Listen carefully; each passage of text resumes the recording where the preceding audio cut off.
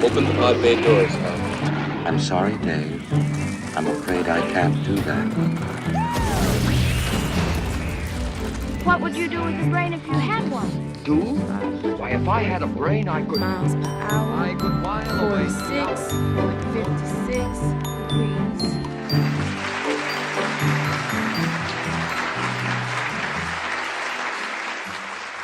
I just hope y'all clap as much after I get through as I do when I start.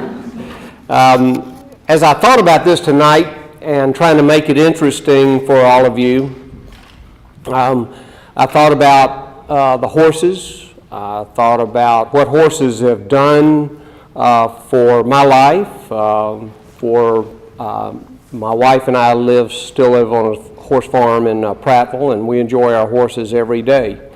And they have done a great deal for us. And as I thought about the combination of science and the horses and this movie, I started thinking about, what makes a winner? And I thought about us. And I thought, myself. Oftentimes, I'll get up in the morning and say, I'm a winner because I woke up this morning. But tonight, we're talking about the horse. We're talking about the horse and what makes a winner in the horse. And the first thing you have to think about is what type discipline are you dealing with? Are you dealing with a jumping horse? Are you dealing with a cutting horse? Are you dealing with a dressage horse? Are you dealing with a trail horse or an endurance horse? Just what are you dealing with? Are you dealing with a racehorse?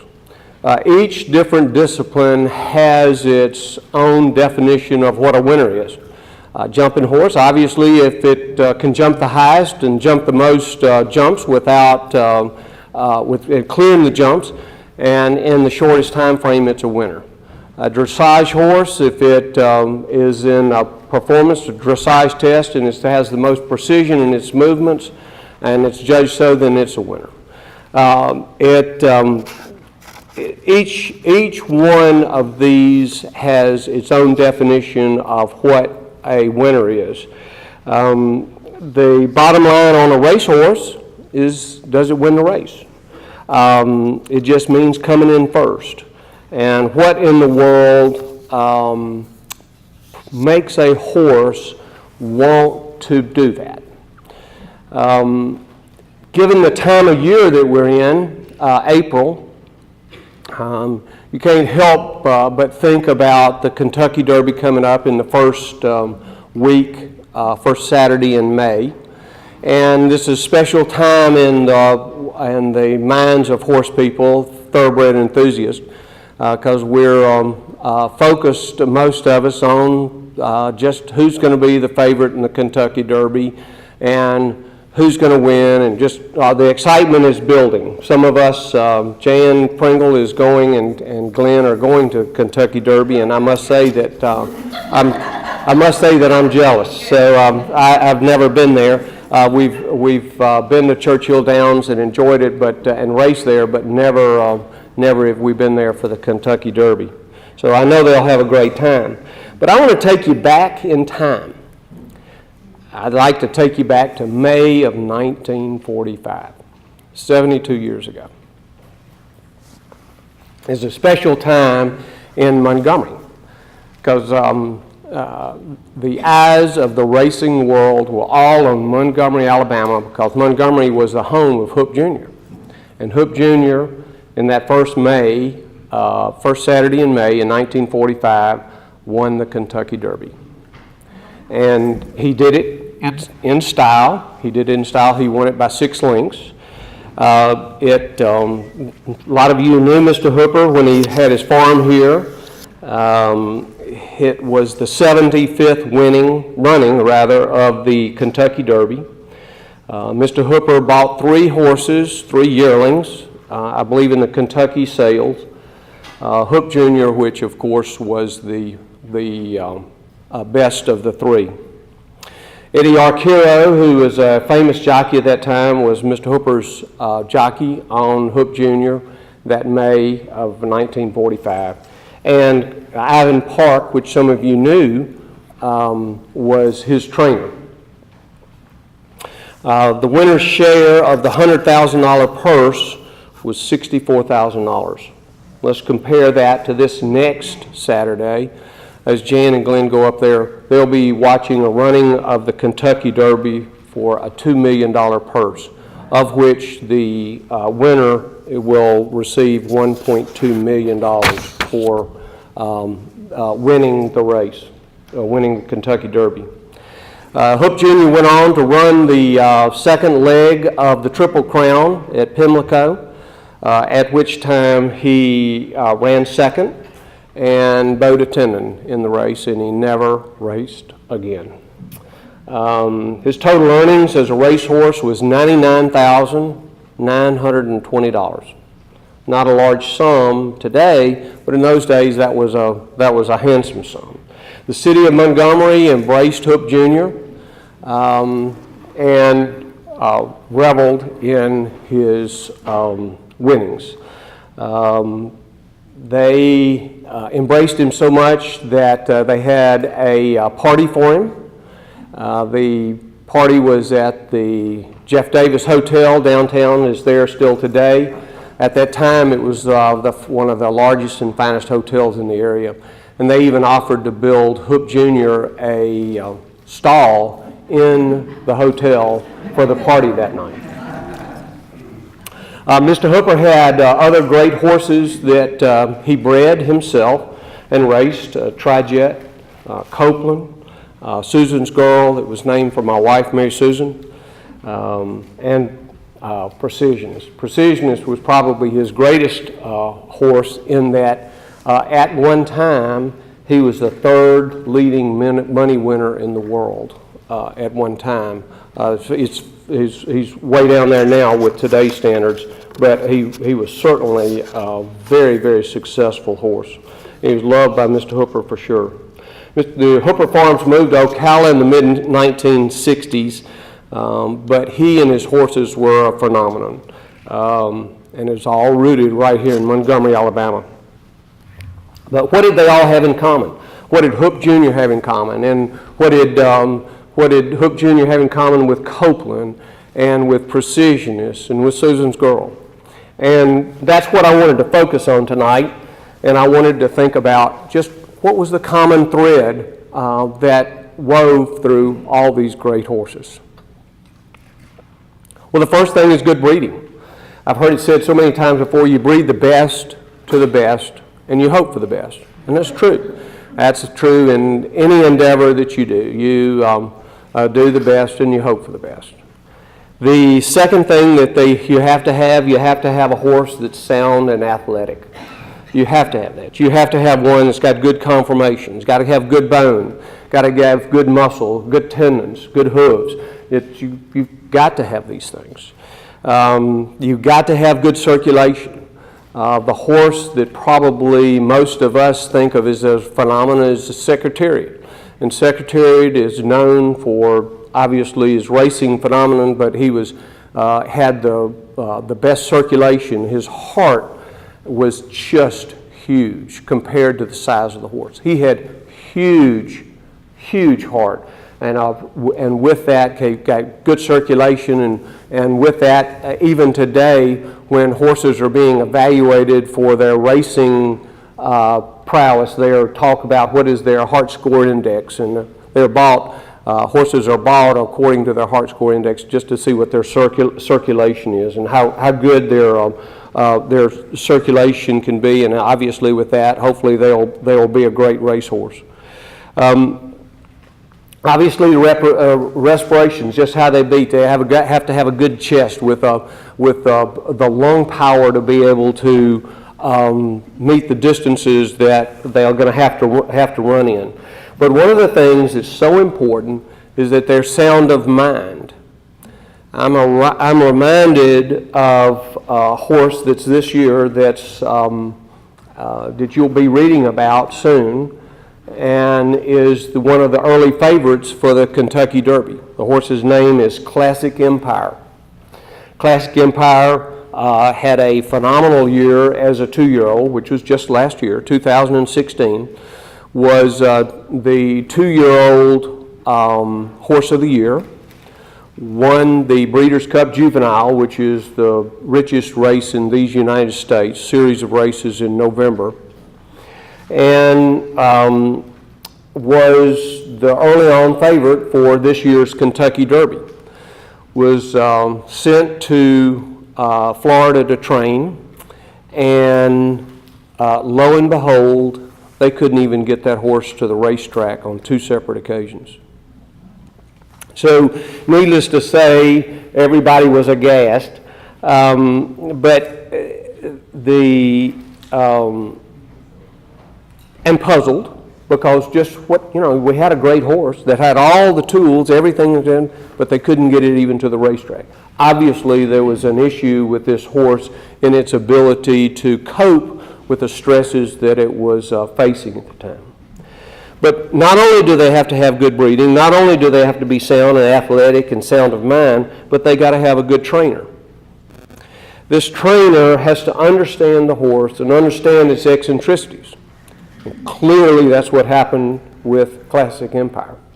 They changed the routine on the horse. They moved the horse to a new training stable in Ocala from Boynton Beach, Florida. Didn't run well in the Gulf Stream, but just this last weekend in Arkansas, Classic Empire won the major prep race for this year's Derby, the Arkansas Derby, and now is on track to be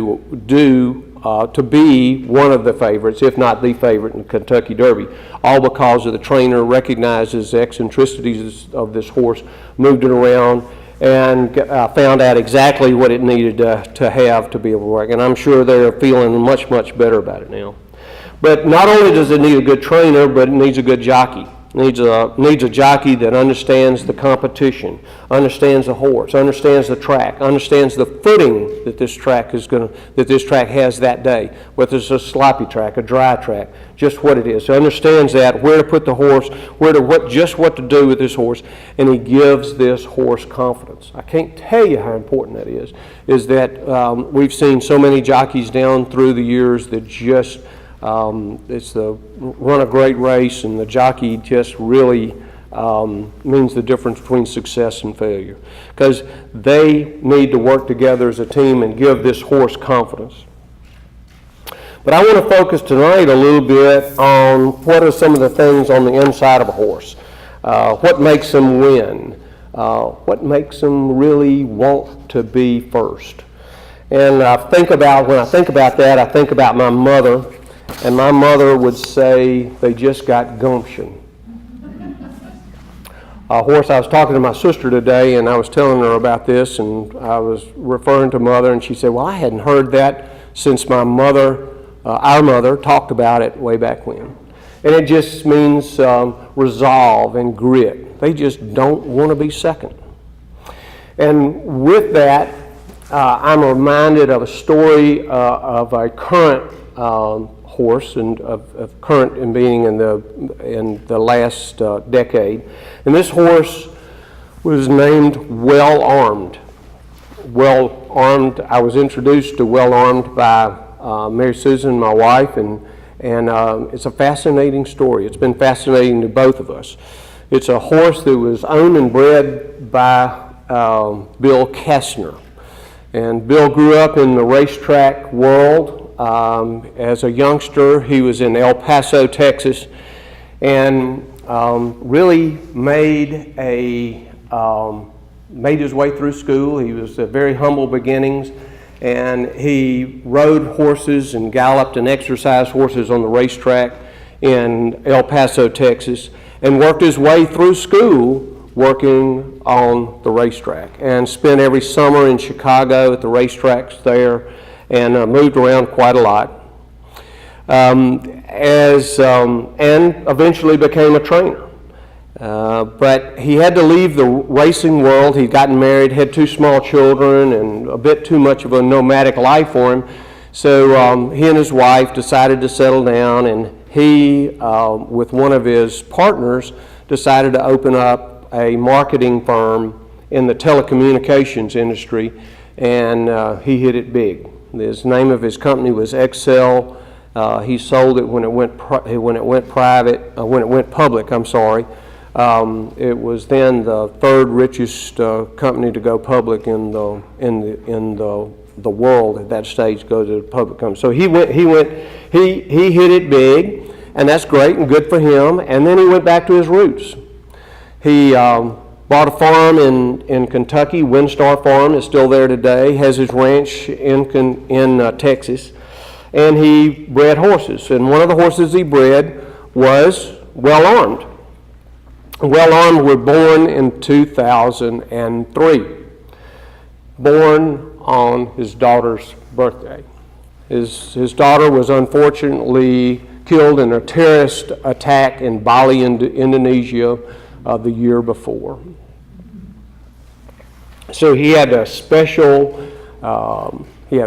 feeling for this horse. It was a very special horse from the very beginning. It was a small, well-built horse, but he understood it was fairly fragile. He thought that this horse would do well. He really loved the horse, and he sent it to England. Newmarket is the center of racing in England, and he sent it there because of their terrain and their footing, and he sent it there for training. And in fact, the horse trained and raced there, and broke his maiden, which won his first race there in England.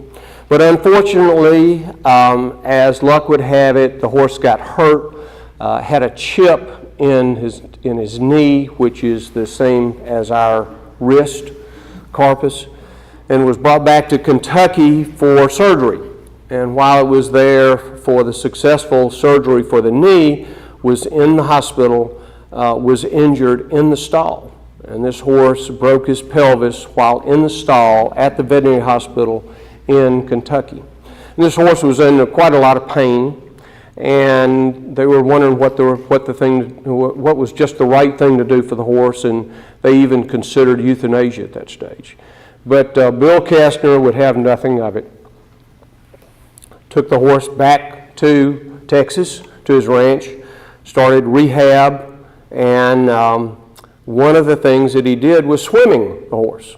And swimming is a great exercise in that it produces great exercise for all the respirations and bone structure and all things without the daily pounding and the stress that it puts on all the bones. And so it's a great exercise for you and I, and a great exercise for the horse. And that seemed to be the ticket.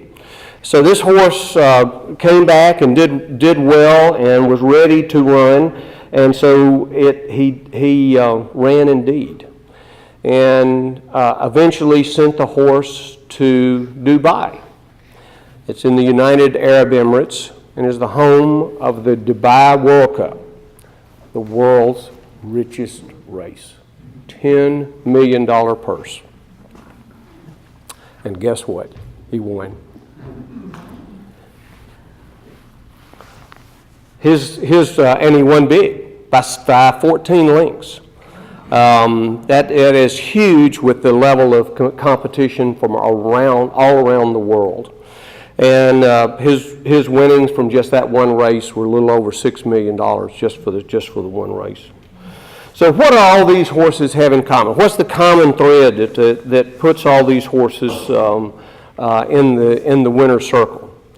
And to that, I have to say to you that the same thing that we had 72 years ago right here in Montgomery, Alabama with Hook Jr. I have to tell you that it has to do with their athletic ability for sure. It has to do with their heart score. I'm sure it's good. They have to have that athletic ability. They have to have the right owner. They have to have the right trainer. They have to have the right jockey. But they got to have those intangibles too. Those intangibles mean so much. To be a winner in the horse world, you got to have the resolve and the grit. You got to have the perseverance to meet the trials and tribulations that each one of us meet in our daily lives, and horses meet too. And so I have to tell you in short, what makes a winner in the horse is the same thing that makes a winner in you and I, and that's gumption. I think you'll see it in tonight's movie. It's a grand movie, and you'll see some of the things we've talked about here tonight. And it's really special being a part of the horse world, and it's meant a lot to my wife and myself, and I'm sure you'll enjoy the movie tonight. Thank you.